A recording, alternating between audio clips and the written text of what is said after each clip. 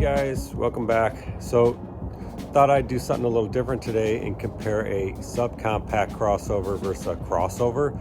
So in the back you'll see I have my 2023 HRV. It's the LX model, and then I have the 2022 Subaru Forester, which is the top of the line model. So I'm going to just go walk around, kind of show you the differences, and some of the stuff you might be kind of surprised on how little the dimension difference is, and then how much the price difference would be. So I tried to line these up pretty close to where they would be. So I'm just going to do a walk around, and you can kind of do a size comparison on them. So both of them are 72 inches wide, so they're exactly the same widths. So that's kind of interesting when you look at maybe the back seat and stuff like that. And then as far as the cargo room that each of them have, and I'll open up in a minute here, but they're actually pretty close in cargo size too.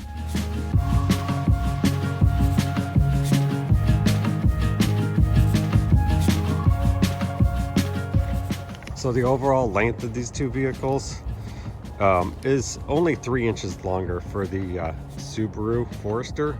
So you can see I'm pretty much lined up right here. So when I walk around, you'll see the 3 inches as it comes into play in the front. Let me get this view here.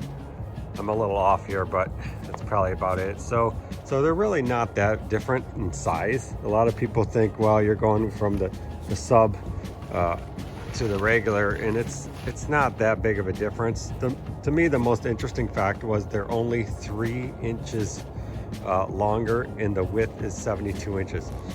Here is the biggest difference you're going to notice. The height of the Subaru is 5 inches taller, and that's where you're really going to feel that the car looks bigger, because it's sitting so much higher. You can kind of see the Honda, the back end kind of goes down pretty quick, but get a good view here. That's probably pretty close. You can see there's 5 inches of difference there, and it does make a huge difference on the inside. So let's take a look at the inside. So this is the new HRV, which was redesigned in 2023, and it's extremely comfortable. I've been driving this for 2 months now, and I really love the interior of this. It's completely redesigned. It kind of mimics the Civic in its IP layout. But probably one of the most impressive things about this vehicle is the rear seat legroom. So if you look at like a Corolla Cross or some of the Mazda, they're very, very tight in the back seat, and that's kind of a major negative when people go to look at these subcompacts. They're looking for maybe a family of 4, can we fit in the back? So that's one of the selling points for this new HRV. Okay, so this is the Forester Touring. So this is top of the line. So I mean, the comparison's not exactly apples to apples, because you're getting this incredible leather interior.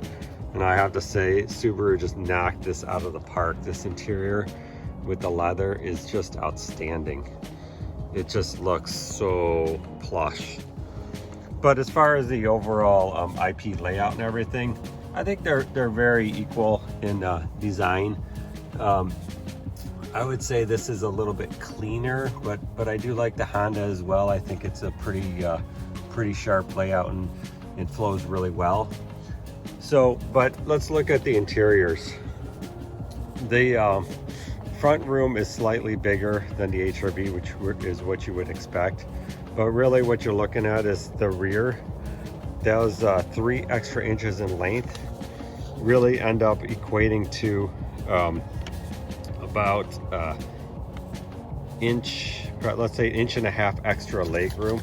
So you're getting this extra room here, which does make a huge difference. It does add up.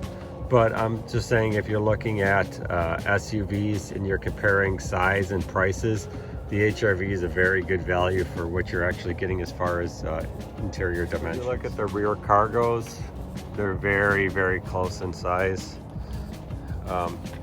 The Honda obviously is smaller because they allowed more rear leg room for their rear passengers. They had to give a little bit up on the interior, the rear cargo area. So the rear cargo area is 24.4 cubic square feet, and the Subaru is 28.9.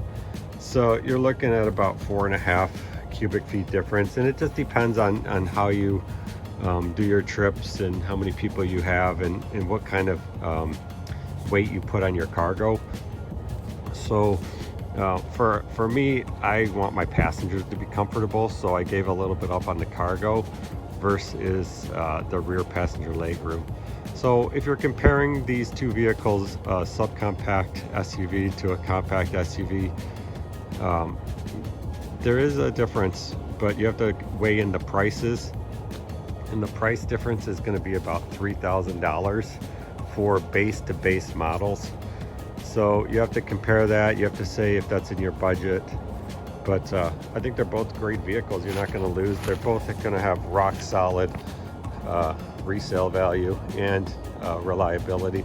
The only thing extra you get with the Subaru is you get the all-wheel drive package, which some people feel required more maintenance and is a little bit more costly to upkeep. But it just depends on your personal preference.